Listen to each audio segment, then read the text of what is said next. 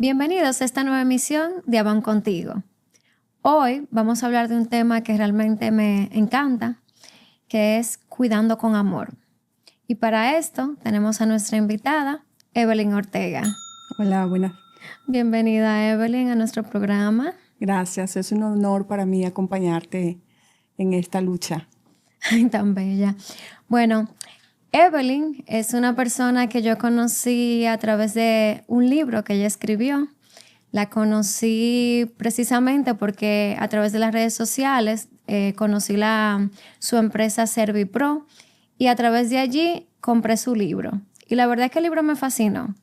Creo que hace 2 años o 2 años y medio, uno de los sueños que yo tenía era escribir un libro precisamente porque veía una gran necesidad de que existiera un paso a paso de qué deberíamos saber nosotros los cuidadores cuando ya tenemos un diagnóstico en casa o cuando ya de por sí tenemos la responsabilidad de nuestro ser querido.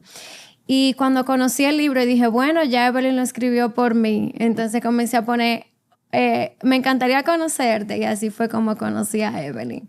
¿Cuál es tu especialidad, Evelyn? Gerontología, ¿cierto? Ajá, uh-huh. Entonces, antes de empezar, ¿nos pudieras hablar un poco de la diferencia entre geriatra y gerontólogo? Sí, ambos están relacionadas básicamente con el envejecimiento o el adulto mayor. La geriatría se enfoca más que todo a la parte médica, al cuidado físico y funcional, así como de sus tratamientos.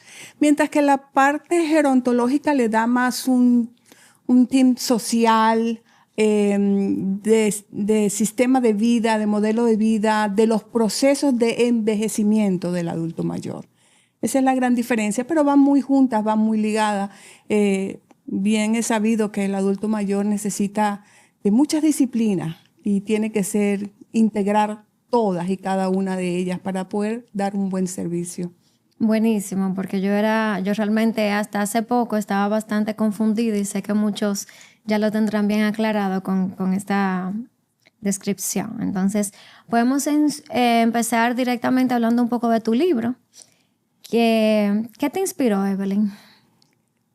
Cuidando a quien te cuidó nace de 2 inquietudes básicas, una en el aspecto personal y el otro en el aspecto profesional. En el aspecto personal estábamos muy inquietos dentro de Servipro, la empresa, de ver tanto desconocimiento a nivel del cuidado del adulto mayor en la casa. Mucha incertidumbre, mucha angustia, mucha desesperación. Y ahí me planteo personalmente en decir, hay que hacer una guía, hay que orientar. Obviamente, como hablamos anteriormente, es integral, son muchos aspectos que se tienen que tomar en cuenta. Pero si ni siquiera tenías una guía, pues uno estaba un poco más, o la familia las veía mucho más perdida en ese aspecto. Y durante 7 años lo pude constatar con todo y cada una de las familias que cuidábamos o que cuidamos en Servipro. Y de ahí nace esa inquietud y la parte profesional porque me tocó muy de cerca al momento de fundar a Servipro y era una necesidad personal en el cuidado de mis padres y de mi suegro. En los 2 casos eran médicos, ya en su fase de envejeciente, pues con todas las faltas y necesidades que habían en ese momento, que yo como médico sabía que estaban, pero vivirlo es otra cosa. Tú lo sabes bien. Totalmente. Vivirlo es otra cosa. No, el cuidado usualmente se interpreta como algo físico y va mucho más allá de él. Sí, para aclararle un poquito a los que nos están viendo que quizás no conocen qué es Servipro, ¿no puedes hacer como un pequeño paréntesis diciéndonos un poco de en qué consiste Servipro? Ok, Servipro es una pequeña empresa en donde nos dedicamos al cuidado del adulto mayor en la casa.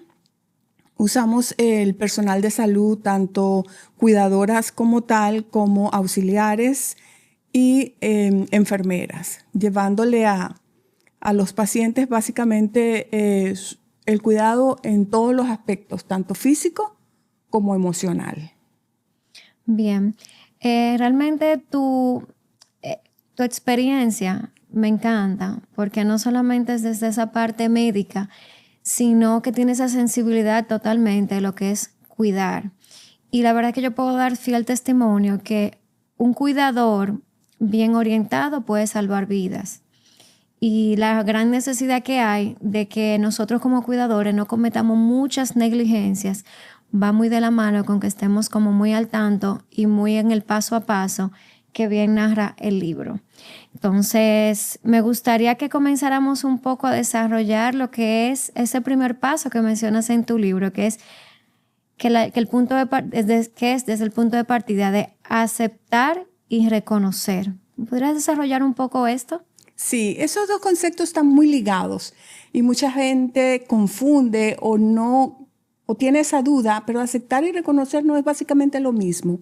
Está muy cerca, pero no. El aceptar es más una acción de asumir y va netamente vinculado a la parte emotiva. Ok, mi papá está dependiente, generalizado. Reconocer va más allá. Es la observación, es el detalle de cada punto que tenemos que evolucionar para que esa aceptación sea real. Entonces, aceptar viene desde la parte emocional, pero reconocer viene de la parte cognitiva.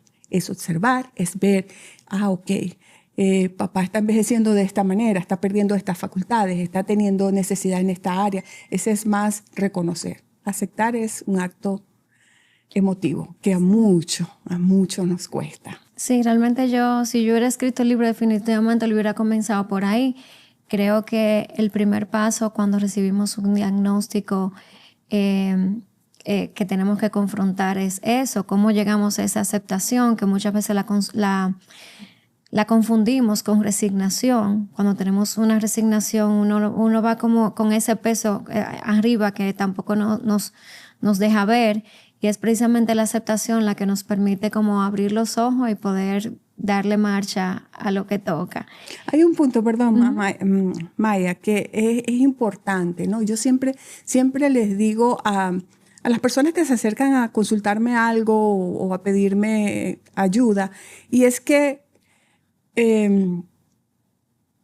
la aceptación más difícil o el paso más difícil es entender que nuestros padres envejecieron, independientemente de si tienen dependencia o no, si hay una patología base o no, porque ellos fueron tus pilares, ellos fueron los que te crecieron. Entonces, tú sueles oír muchas veces, no, es que mi papá siempre fue así, no, es que mi mamá siempre ha estado así.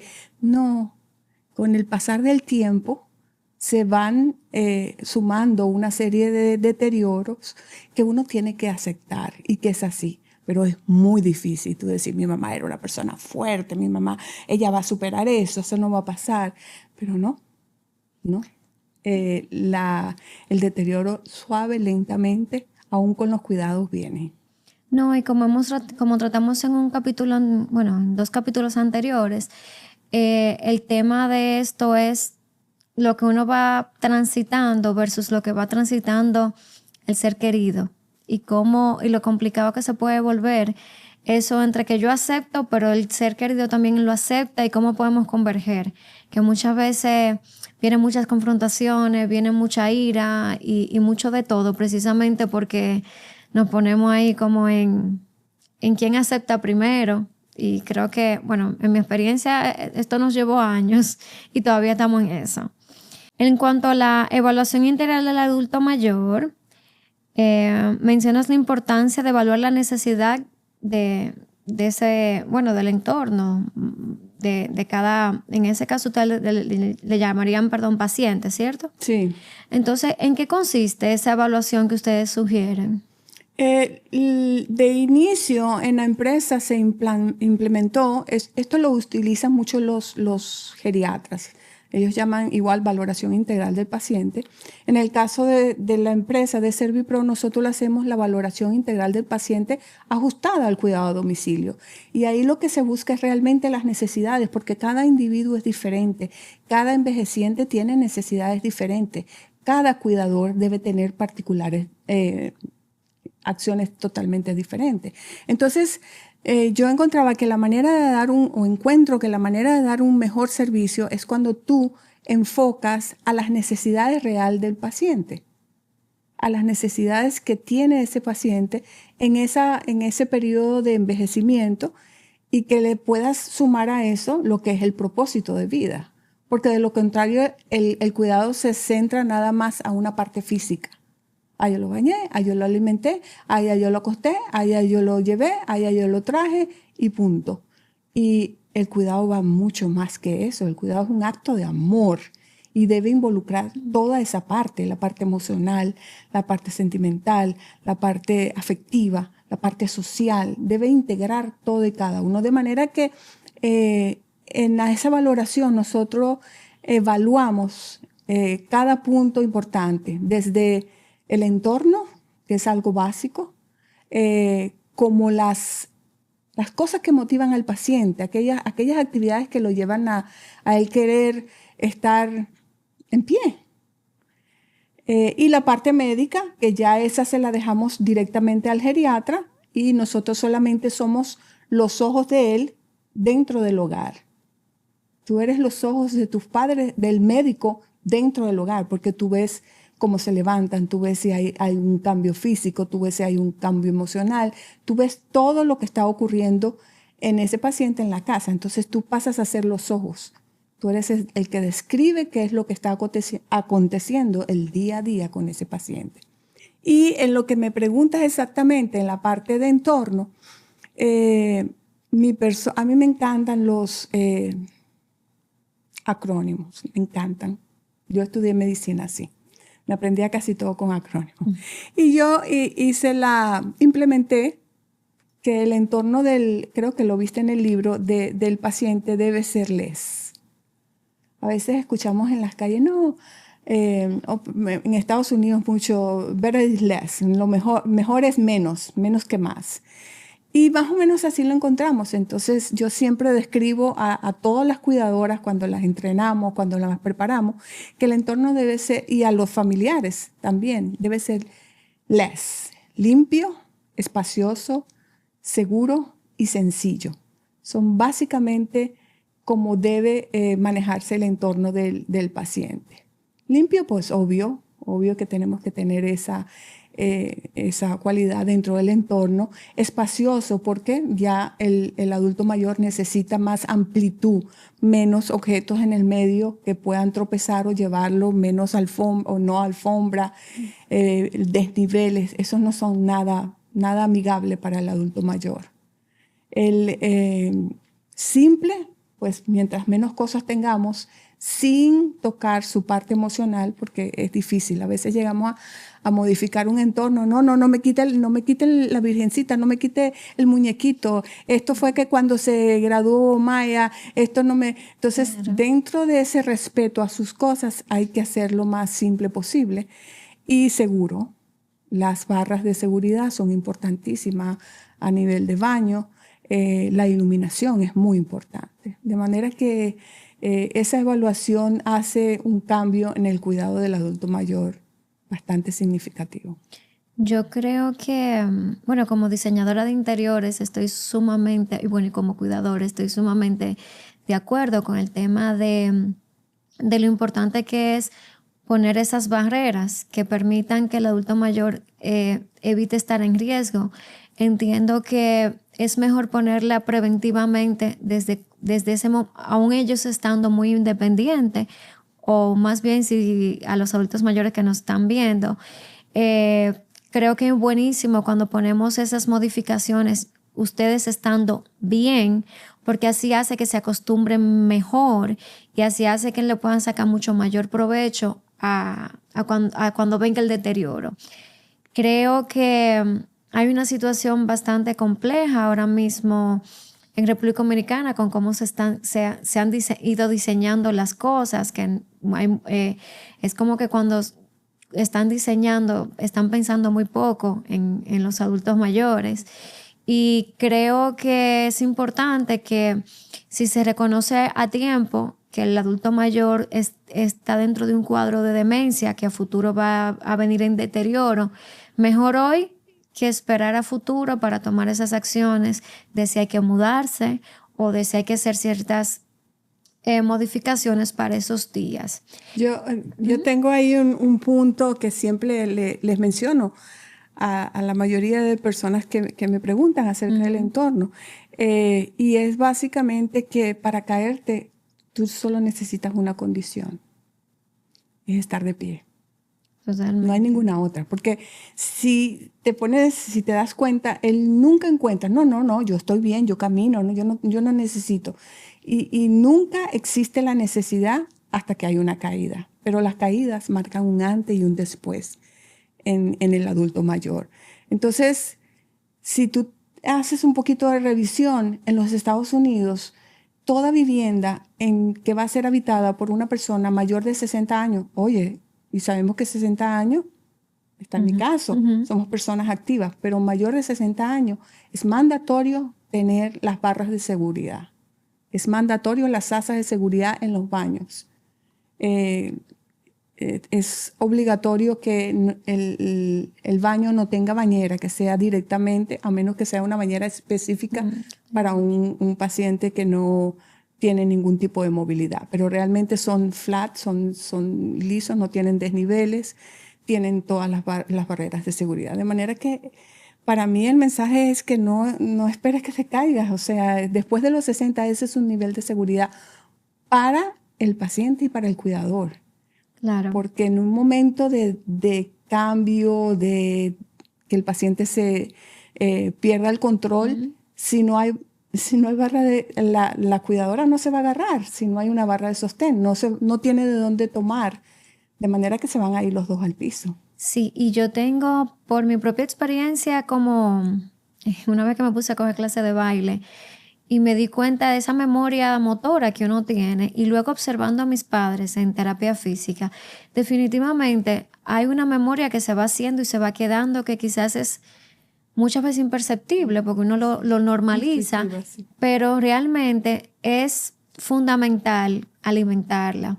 Yo en cuanto lo leí en el libro, todo lo que ponía sobre las adecuaciones me pareció genial.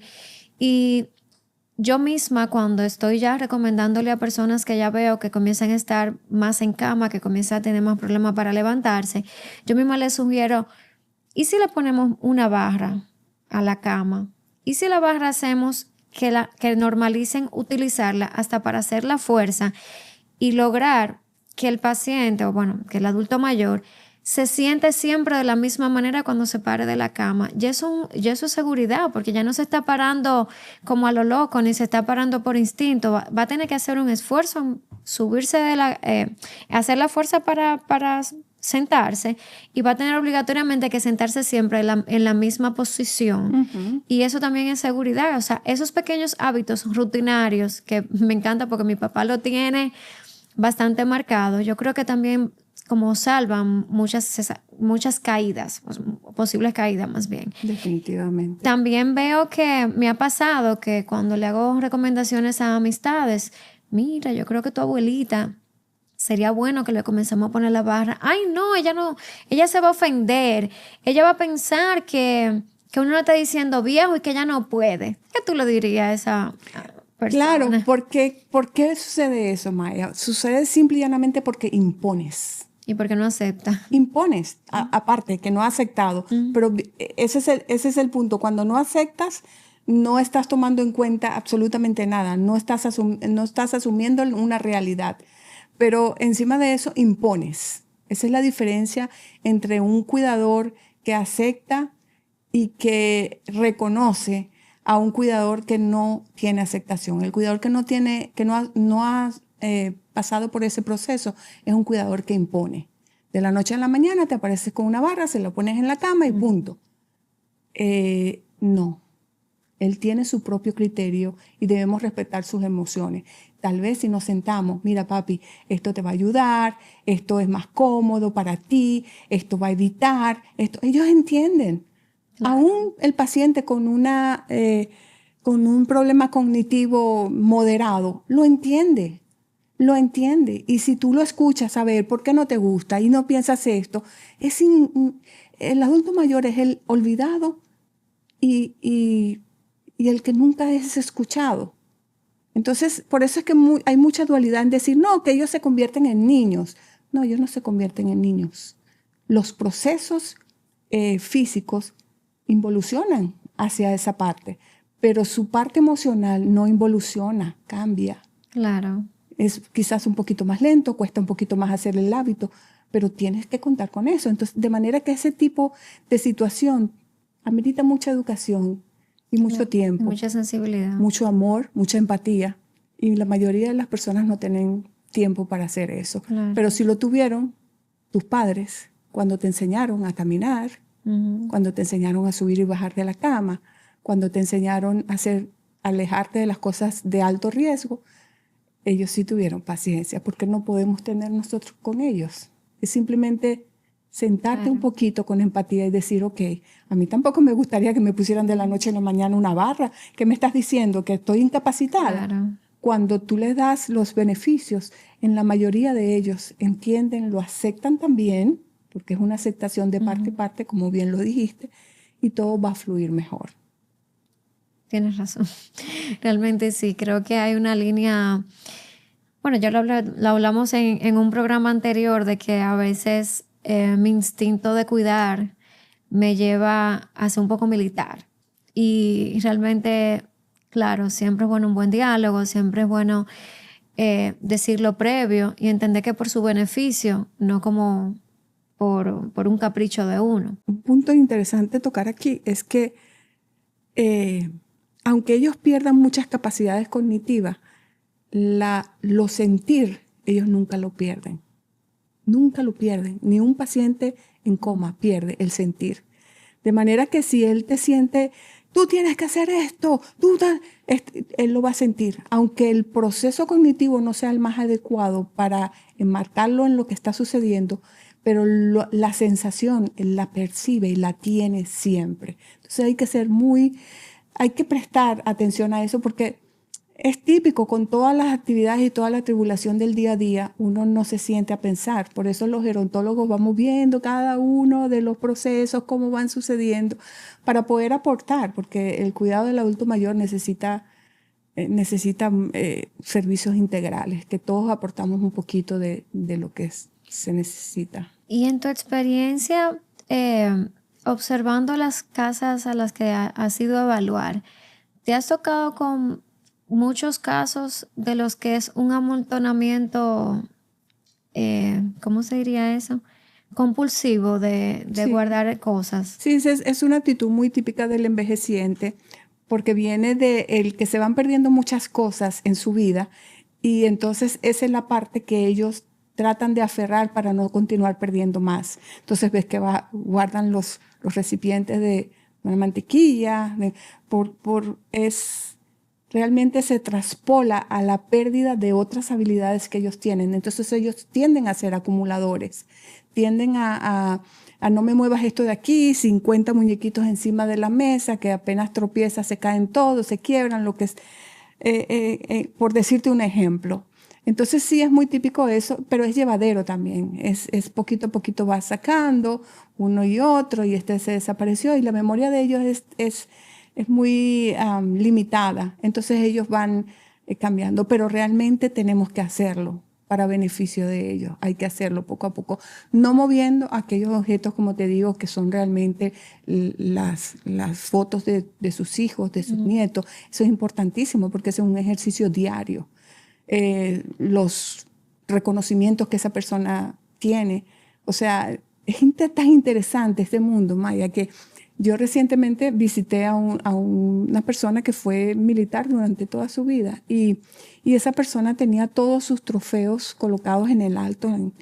En otro aspecto, hablando con él, pues una persona que básico, no tenía mucho recuerdo, pero cuando miré hacia arriba y cuestioné acerca, la memoria estaba intacta. Este fue cuando estuve donde no sé dónde, este fue cuando estuve en Nueva York, esto fue cuando estuve aquí, esto fue donde estuve allá. Y tú veías aquella emoción. Yo digo, ¿cómo no observar que esa es su pasión? O sea, yo cuidando a esta persona, vendría todos los días a preguntarle, ¿y eso cuándo fue? ¿Y esto? Y tú ves la pasión, la emoción, y lo haces feliz con detalles como eso, ¿no? Entonces, Hay que ser cuidadoso qué guardamos, qué quitamos, qué ponemos, cómo ordenamos, pero hay que ser simple. Eso es una realidad. Bueno, esto sí es un trabajo. Bueno, tú llegaste a ir a nuestra casa y tuviste todo muy bien, pero realmente nosotros, cuando a mí me tocó todo esto, la casa no es nada de lo que es ahora, y yo lo que hice fue, para quien le pueda servir, yo fui trabajando como un poco por áreas y por ítems. O sea, por días inicialmente comencé con los closets, por un tema de facilidad para ellos. Con el tema de mis padres comenzaban a confundirse de tener tantas opciones en el closet, y comencé entonces a sacar todo lo que no debían ponerse. Comencé a sacar todo lo que ya no estaba en tan buen estado, porque si le faltaba una cosita, ahorita se la ponían y era un tema quitárselo. Entonces yo comencé por los closets. Luego teníamos la biblioteca de casa es inmensa. Imagínense, mis padres los dos son intelectuales. Y eso sí ha sido un tema. Todavía como 7 años después yo lo que hice fue un día y metí todo lo que yo no sabía que iba a hacer con eso, lo metí en un dormitorio. Y ahí tengo yo como tipo película, un dormitorio como de 4 por 4 metros, así con una loma de cosas. Y yo digo, bueno, vamos a ver si el mes que viene, y todos los días lo estoy postergando un poquito, pero es que el tema de los libros es delicado. Son libros muy especializados, de alto valor, y no toda la biblioteca lo cogen. Entonces la biblioteca piden que uno le haga primero un listado de todos los datos del libro, para entonces ver si ellos lo aceptan. Entonces yo lo he ido haciendo de 100 en 100, de 150 en 150, pero la verdad que es una labor titánica. Es una labor titánica. Y como tú dices, esa línea donde no podemos faltarle el respeto hace que yo lo tenga que hacer en momentos que ellos no estén en la casa. Lo hago lo hago con cosas que sé que ellos no van a saber que están. Y ya, por ejemplo, mi papá lo que hace es más bien leer periódico. Entonces ya observa menos los libros y poco a poco me los voy llevando y no se dan cuenta. Pero hay nuevas cosas. Por ejemplo, ya llegan 4 y 5 periódicos a la casa. Entonces, en el 2020, esto fue como es un tips para quien le pueda funcionar. Yo dije en el 2020, ¿y ahora qué vamos a hacer? Porque yo no aguanto todo esto que hay que recoger, y siguen llenando cosas. Y mami le gusta releer los periódicos una vez a la semana. Entonces ahí se me ocurrió, comencé a contactar empresas de reciclaje. Y gracias a eso que yo estaba identificando como una solución para mi casa, hoy somos algunas 22 casas del residencial que estamos con Recíclame RD. Wow, qué interesante. Le pusimos a mami la labor de que había que reciclar. Entonces eso es un nuevo hábito que hay en casa, que cada 15 días van a pasar por el reciclaje. Entonces ella misma se encarga de que ya no tengamos más periódicos apilados. Entonces eso me resolvió un problema, le dio un trabajo bonito, ella se siente empoderada, incluida, útil, que fíjate qué interesante, y yo te admiro, de verdad. Yo siempre te lo he dicho, te sigo en las redes constantemente porque me encanta cómo tú observas y cómo tú ves. ¿Qué hiciste? O sea, la pasión de tu papá es leer, no se la quitaste. Yo no sé si recuerdas cuando hablamos en este taller que hicimos de longevidad con propósito, es que el propósito no se va, cambia. Y tú fuiste cambiando por un propósito un poco más ligero, más llevadero. Pero encima de eso, escuchaste, y encima de eso los incluiste. Estás incluyendo a tu mamá y para que se sienta útil. Y ojalá tuviéramos muchas más Mayas como tú, como dijo la doctora. Ojalá pudiéramos clonarla por muchas, porque de eso se trata. Y al final, tu labor de cuidadora es diferente. Es diferente. Ya no sientes ese asfixia, ya no te sientes tan... Habrá momentos, y es válido, pero ya no te sientes, porque cada vez estás viendo una solución. ¿Dónde vamos? Que lo involucre a ellos. Porque si no volvemos a hacer lo mismo, el gran olvidado, apartado e imponemos. Y algo que te decía, decir, yo soy militar. Con el adulto mayor hay que tener disciplina, igual que con un niño. Sobre todo los adultos mayores que tienen alguna lesión, alguna afección cognitiva. Hay que ser estructurado. pero se puede ser estructurado con amor. Sí, yo creo que la estructura, ya que usted toca el tema, tener una estructura para nosotros ha sido fundamental. Estructura desde, bueno, es como, ya esto que voy a decir es como un remix de lo que usted va mencionando en el libro, y es la importancia de tener una estructura espacial, es decir, que cada espacio tenga su función y que sean acorde a cada una de sus rutinas. En casa se desayuna en un mismo sitio, nada que te voy a llevar la comida a la sala, nada que te voy a llevar la comida a la cama. Las comidas son todas o en el desayunador o en una mesa que tenemos en el patio. Mi papá y mi mamá, cada uno tiene un asiento específico. Si ustedes ven los videos, siempre se sientan a leer en los mismos sitios y tienen horas puntuales de hacer cada una de las cosas. Y ya cuando comenzamos a ponerle las terapias y las cosas adicionales que le he incluido en esos calendarios, y ellos se sienten parte porque yo respeto mucho cuáles son como las horas que yo sé que no son negociables, como las de almuerzo, las de cena. Y trato eso mismo, como de tener una estructura que permita que ellos se sientan seguros. Y esto va para todo el que me dice, ay, que mi papá me iba repitiendo lo mismo, y me repite lo mismo, y me repite lo mismo. Cuando hay demencia, cuando hay deterioro cognitivo, en términos general, suelen haber muchas dudas y los adultos mayores suelen preguntar mucho lo mismo porque estos que tienen un tema de memoria.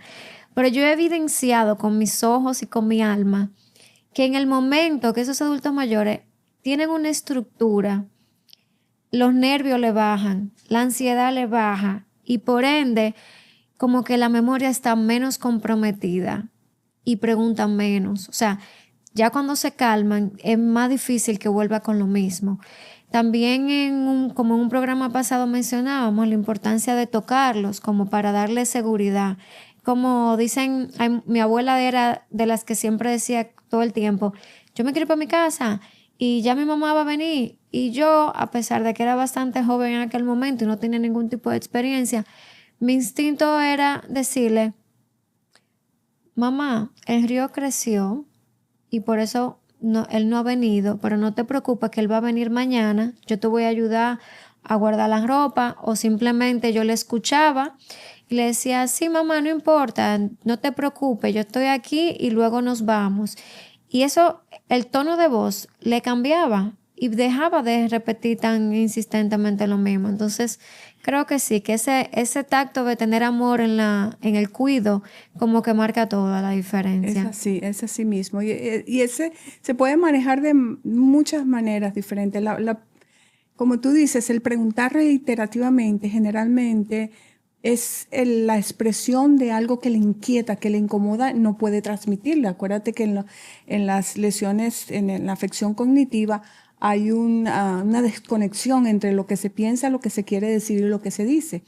Entonces, esa desconexión los lleva a ellos a generar estrés, a no saber cómo hacer, qué va a proceder. Por eso es tan importante calmar el tono de voz, la desviación de atención, reiterativo con esto, vamos a la atención, vamos a buscar otra cosa que sea importante para él, para que cambie. Y también es percibir que algo está incomodándolo, tratar de entender qué es ese algo que le está incomodando. Y ahí tú puedes manejarlo de diferentes maneras, no decirle que no decirle un montón de mentiras, inventarle eso no tiene ningún sentido, porque también hay momentos de lucidez y hay momentos que no. Entonces, en el momento que él tiene lucidez y descubre que tú estás haciendo cosas que no tienen sentido, pues es peor, el estrés es peor. Y sabemos que hoy día el estrés lo que genera es más lesiones, más interrupción. Entonces, de manera que es eso, es buscar, es cambiar atención, es entender si hay algo. Ayer estaba viendo una persona y me dice la hija, es que él, no sé cómo saber cuándo él está teniendo una infección urinaria, porque tiene infecciones urinarias a repetición. Y le digo, generalmente, ante una infección o cualquier otro proceso en el cual él no pueda expresar, hay una inquietud, una incomodidad. Si ya la semana pasada estaba tranquilo, de repente tú lo empiezas a ver agresivo, repetitivo, agresivo. Ojo, algo está diciendo su cuerpo. Claro. afinar un poco esa observación tipo Maya, cómo puedo hacerlo. Tan linda. Sí, entonces hay algo también que me gustó mucho que veo en el libro, que tú tocas el tema económico y básicamente de cómo es bueno organizarse en cuanto a en planificarse tanto en la parte legal como esa visión económica que se tiene que tener. Creo que es fundamental y creo que en República Dominicana nos hace falta mucho eso y es entender que lo único seguro en la vida es la muerte y tener planes funerarios, entender qué quiere ese adulto mayor el día que no esté o bueno, cada integrante de la familia, cómo le gustaría, es fundamental. Cuando a mí me dio ¿cómo se llama esta? La ansiedad anticipatoria en esos 2 primeros años, mi entorno entendía que yo estaba loca porque yo estaba puesta en necesitamos planes funerarios, necesitamos cementerio, necesitamos cuando vaya a un punto que papi va a necesitar pamper, entonces para ese momento hay que entender que lo que va a costar los pampers, la enfermera 24 horas, que son como 3 turnos, cuánto cuesta eso. Y básicamente yo comencé a hacer todas mis investigaciones. Yo le preguntaba a personas conocidos de conocidos, mire, ¿cómo cuánto se ven eso? Y en principio sí, yo me agobié muchísimo. La verdad es que me pasé un poco. Pero gracias a eso me pude sentar con mis hermanos y con ¿cómo se llama él? Juan Osiris, que es un querido amigo que nos dio una asesoría financiera por Zoom, que nos permitió grabarlo y que estuvieran mis hermanos. Pudimos realmente conectar en qué podíamos hacer con los fondos que ya mis padres tenían y cómo lo podríamos manejar muchísimo mejor. También consultamos con Economics Data, que nos dieron también otra forma de nosotros ver qué podíamos hacer con el dinero, y me encantó que el libro tuviera como esa pincelada de ok, estamos aquí, pero podemos estar mucho más allá. ¿Y qué vamos a hacer cuando estemos más allá si no lo tenemos como planificado? Entonces, de por sí ya me siento como muy segura, porque ya cuando llegue en esos momentos tengo personas cercanas como Evelyn, que ya yo sé que también ofrece servicio de entrenar un poco a todo lo que estamos en casa para poder lidiar con los nuevos cambios del adulto mayor cuando ya vengan esos momentos de empeoramiento. No sé si quieres abordar algo de este capítulo. Un punto nada más. Cuando llegué a esa parte financiera, yo tuve doble propósito. Que el cuidador que lo leyera dijera, ups, ¿estoy yo preparada para mi vejez? Ay, pero al mismo tiempo también ayudarle a entender que vienen otras cosas y que debemos tener un instrumento. En países como Japón o Francia, tú tienes un plan tú ahorras, así como tú ahorras para tu retiro, tú también ahorras para tu plan de cuidado. Es interesante, es interesantísimo. Ellos tienen un esquema ya que si necesito enfermera tengo esto, que tienen su plan que va creciendo paulatinamente. Pero ¿cuándo tenemos que empezar eso? ¿Lo vamos a empezar cuando caemos en la vejez? No. Esto debería empezar en las generaciones de los 20, 30, 40. Claro, ese es mi miedo con el emprendimiento de hoy en día, que no sé qué tanto nos estamos enfocando en eso, en no solamente... No, ninguno, cero. Si ni siquiera estamos preparados para nuestros padres, no estamos preparados para nada, pero más aún, como yo te comenté, esa parte financiera, ningún banco se preocupa por eso tampoco. No, hay instrumentos muy ligeros, probablemente que tú buscaste de instrumentos financieros como tal, pero nunca topa esa parte.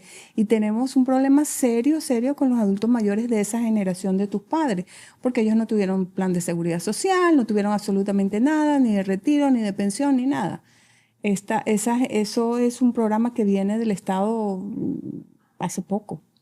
Bueno, mis padres se salvaron porque sí quedaron realmente con probablemente la pensión. en la primera. Ellos sí quedaron, gracias a Dios, cubiertos. Yo diría que cuando yo le digo a mi hermana mira, Vicky, vamos a pagar tal cosa. Ay, por suerte tenemos ese dinero. Y yo, por suerte no, por 45 y 50 años quedaron papi y mami fajados, que fueron muy conservadores guardando el dinero. Y la verdad es que es algo que yo le agradezco a mis padres. Bueno, y mis hermanos también son igual. O sea, nosotros como familia compartimos ese valor de vivir con lo necesario, no con el mínimo, sino con lo necesario. Y yo creo que esa fue la clave de que mis padres hoy puedan envejecer tranquilos. Y, y sí, tengo mis dudas, o más bien mi temor de esta clase media que he visto, muchos casos que no se preparó para los gastos honorosos que cuesta envejecer. Y durante mucho tiempo se me acercaban y me decían, Maya, pero que tú tienes que tener tus hijos. O hasta gente que no me conocía. Me decía, ¿cómo? ¿Y tú estás soltera? Pero tú tienes que hacer tus hijos. ¿Por qué entonces? ¿Y cuando te envejezcas? Ese lamentablemente es el chip que no está bien orientado.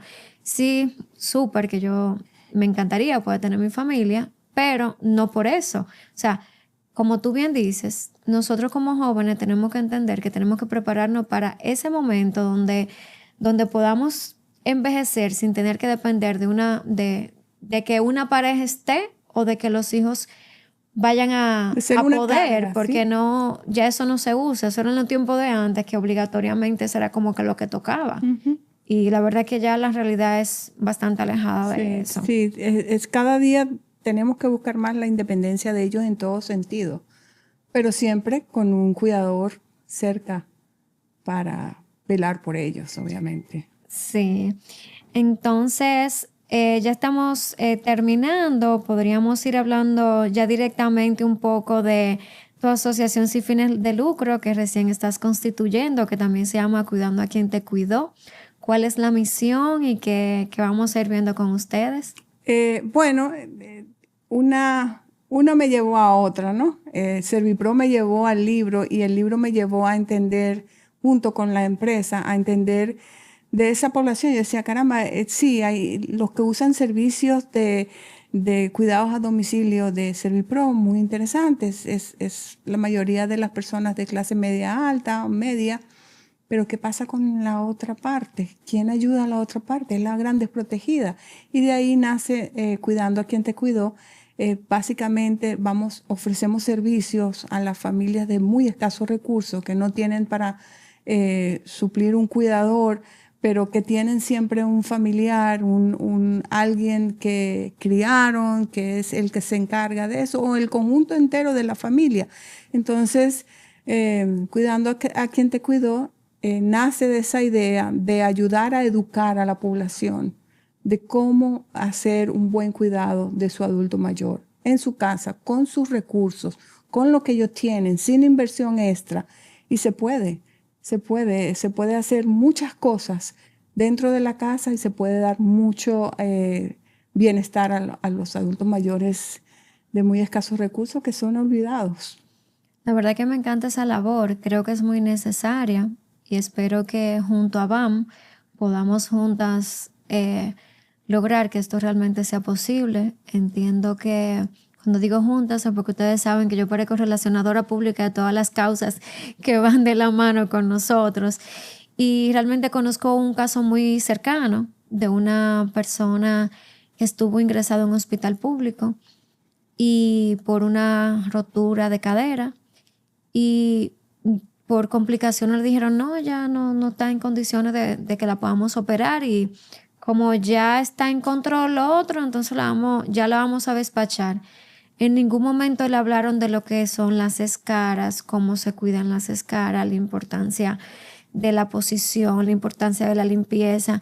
Es una señora de 92 años con sarcopenia, con una cadera rota y otra cosa más que no recuerdo. Y nadie le explicó cómo se le va a lavar el pelo. Ni siquiera cómo se va a movilizar. Cómo se puede, o sea, nada, simplemente la despacharon. Entonces, de todo corazón yo creo que esa labor, ojalá que sea tocada por muchos corazones que estén viendo este programa, porque creo que es muy necesario y creo que debería ser algo que sea como un ente multiplicador, que ojalá que empiece con ustedes y ustedes puedan ser formadores de formadores para que se puedan llevar a distintas provincias, porque sabemos que hay mucha precariedad en otras partes del país, no solamente aquí en Santo Domingo. Entonces, ya por último, Evelyn tiene muchos años ya viviendo en Estados Unidos y me encantaría preguntarle si pudieras tomar, si pudieras como decidir 2 políticas públicas que pudiéramos implementar para una mejor República Dominicana, ¿cuál escogieras? O por lo menos una, Evelyn. No, una yo la multiplico por 2. Ok. Educación. Maya, necesitamos educar en todo sentido, educar al cuidador, educar a la población, educar. Yo siento que la mayoría de los errores que cometemos es porque no lo sabemos. Y siento cada vez, no solamente República Dominicana, la mayoría de los países